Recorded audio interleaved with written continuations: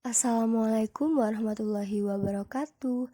Kami dari mahasiswi Prodi Pendidikan Guru Madrasah Ibtidaiyah Fakultas Agama Islam Universitas Islam Malang akan menjelaskan tentang praktik pembelajaran membaca dan menulis pada SD dan MI. Kami beranggotakan 3 orang, yaitu saya sendiri, Elsa Febi Sabila, yang kedua ada Adinda Midayanti, dan yang ketiga ada Latansya Sabila. Kalau gitu, langsung aja kita masuk ke materinya.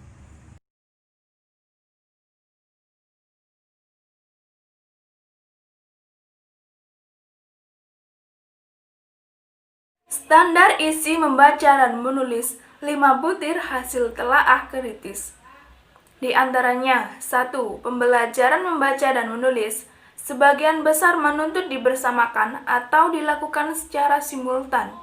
Membaca atau menulis diawali dari membaca dan diteruskan dengan menulis.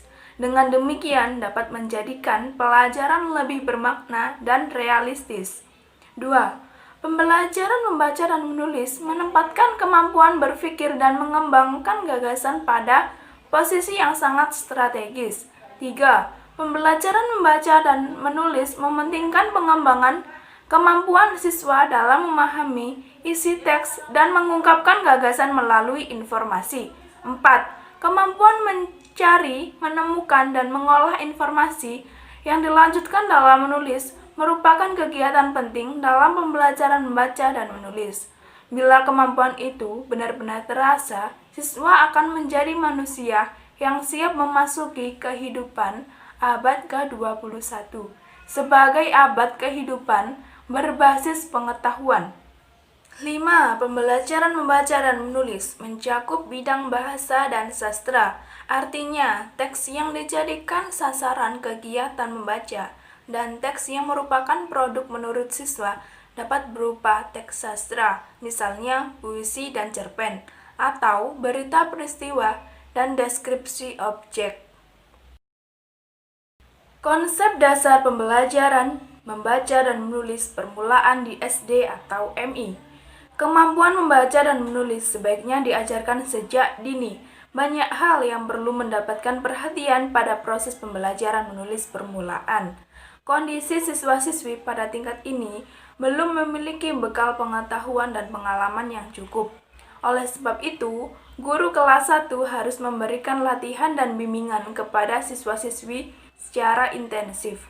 Karena pengetahuan dan keterampilan yang diperoleh pada tingkat permulaan akan menjadi dasar peningkatan dan pengembangan kemampuan siswa-siswi selanjutnya. Kemampuan menulis anak dapat diperoleh melalui proses panjang. Sebelum sampai pada tingkat kemampuan menulis, siswa-siswi harus mulai dari tingkat awal, mulai dari pengenalan lambang-lambang bunyi, hingga bagaimana cara menulis huruf pada kata, kalimat, dan uraian yang lebih luas. Selanjutnya, langkah-langkah pembelajaran membaca dan menulis permulaan di SDMI. A. Langkah-langkah pembelajaran membaca permulaan di SDMI. Membaca permulaan di kelas 1, 2, dan 3 terutama diarahkan untuk membantu siswa menyuarakan suku kata, membaca kalimat sederhana dengan lafal dan intonasi yang tepat, membaca puisi anak dengan lafal dan intonasi yang tepat, menyimpulkan isi teks pendek yang dibaca, menjelaskan puisi anak yang dibaca. Beberapa langkah berikut dapat dijadikan model untuk membelajarkan siswa melaksanakan kalimat sederhana dengan lafal dan intonasi yang tepat. Yang pertama, mengajak siswa memahami konteks kalimat sederhana yang akan dilisankan. Yang kedua, melisankan kata-kata yang membangun kalimat itu dengan lafal yang tepat. Yang ketiga, melisankan kalimat sederhana tersebut dengan diberi contoh oleh guru. Yang keempat, melisankan kalimat sederhana dengan lafal dan intonasi yang tepat secara berulang-ulang. Yang kelima, siswa melisankan sendiri kalimat sederhana tersebut dengan lafal dan intonasi yang tepat. B. Langkah-langkah pembelajaran menulis permulaan di SDMI. Tujuan menulis permulaan ialah agar anak dapat menulis dengan tulisan yang jelas, proporsional, dan mudah dibaca. Tulisan yang sudah dibakukan adalah tulisan tegak bersambung. Tidak dibenarkan mengajarkan nama huruf seperti lazimnya digunakan dalam metode eja. Yang pertama, pilih pokok bahasan yang telah tercantum dalam silabus. Kedua, menyiapkan contoh-contoh kalimat yang mengandung huruf A, I, N, dan M, baik berupa suku kata ataupun huruf-huruf yang dibuat pada lembar karton yang diberi warna dalam huruf cetak atau huruf tegak bersambung. Yang ketiga, merencanakan strategi penyampaian agar siswa-siswi menjadi tenang. Pada tahap ini, guru harus bisa menciptakan permainan yang menyenangkan. Yang keempat, melatih terlebih dahulu cara memegang alat tulis, cara meletakkan buku tulis, cara menggunakan karet penghapus. Selanjutnya, latihlah mereka dengan menggerakkan tangan ke atas, ke bawah, dan ke samping kiri, ke samping kanan, melengkung, diagonal, patah-patah, lurus, dan sebagainya. Apabila tahap ini sudah diberikan, selanjutnya berikan kepada mereka pelatihan membuat garis lurus, lengkung, patah-patah, naik turun, dan sebagainya. Amati goresan siswa-siswi dan ajak mereka menggores dengan halus, kemudian menggores dengan tajam. Yang kelima, menulis pola kalimat sederhana. Pada langkah ini, perkenalkan kepada siswa-siswi satu kalimat sederhana dengan kata-kata yang mengandung huruf yang akan diajarkan sesuai dengan silabus dengan menggunakan huruf acak di bawah huruf cetak dituliskan huruf tegak bersambung. Ajarkan kepada siswa-siswi untuk menggunakan buku tulis biasa tanpa menggunakan garis penolong, dilatih menulis kalimat sederhana dengan cara menjiplak. Contohnya kalimat yang diberikan oleh guru. Selanjutnya, saya akan menjelaskan langkah-langkah pembelajaran. Yang pertama, ada langkah-langkah pembelajaran ejaan.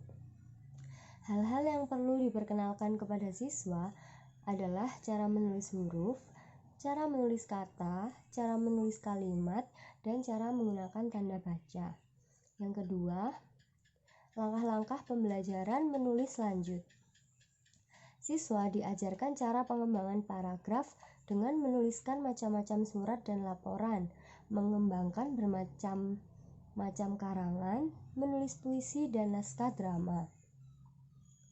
Kemudian yang ketiga, langkah-langkah pembelajaran paragraf untuk kelas tinggi.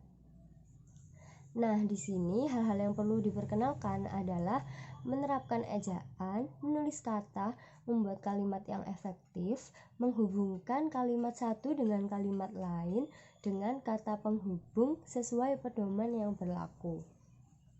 Kemudian, yang keempat ada langkah-langkah pembelajaran surat menyurat. Nah, siswa perlu diperkenalkan unsur-unsur dalam surat menyurat sesuai pedoman yang ada, berlatih menulis surat untuk orang tua atau teman. Selanjutnya, langkah-langkah pembelajaran drama dan puisi. Yang pertama, pembelajaran drama. Untuk menulis naskah drama, guru bisa mengangkat kompetensi dasar yang terdapat dalam silabus. Sedangkan indikatornya, siswa-siswa dapat menyusun dialog dengan ejaan yang benar. Siswa-siswi dapat membaca dialog dengan intonasi yang baik. Siswa-siswi dapat mendramatisasikan. Untuk melaksanakan pembelajaran ini, guru dapat membuat sebuah judul drama. Selanjutnya ada pembelajaran puisi. Nah, mengubah puisi menjadi prosa dapat dilakukan secara terpadu. Langkah-langkah pembelajaran dapat dilakukan dengan bermacam-macam permainan untuk melaksanakan proses pembelajaran seperti ini. Guru dapat melakukan dengan mengambil kompetensi dasar yang terdapat dalam silabus.